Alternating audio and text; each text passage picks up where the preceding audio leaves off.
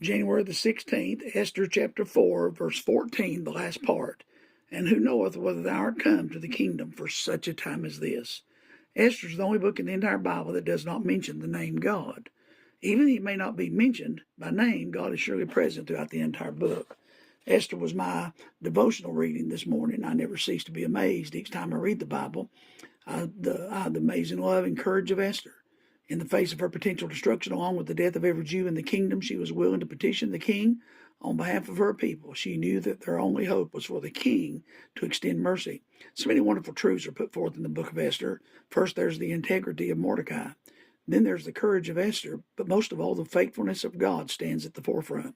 God is always faithful to care for his people. No matter what circumstances they may find themselves in, God's always working on our behalf.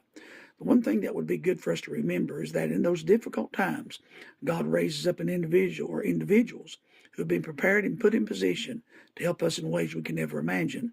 Who knows but what God has blessed someone in business with financial resources who in our need has been prepared to help us? Or what about the young doctor that God's given talents that years later he used to heal our unique physical problems?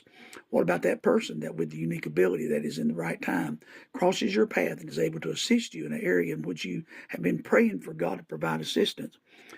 While what we may just think is coincidence may very well be the sovereignty of God working with those who have been placed in our lives for such a time as this. We should also consider the fact that we too may be the ones that God has brought into the life of someone else.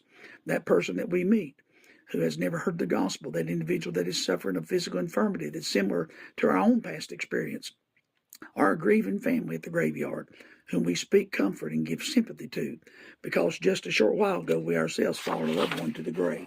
Just coincidence? I think not. We're all brought at one time or another to a place for such a time as this. Be alert of your surroundings. Be sympathetic to those you come in contact with.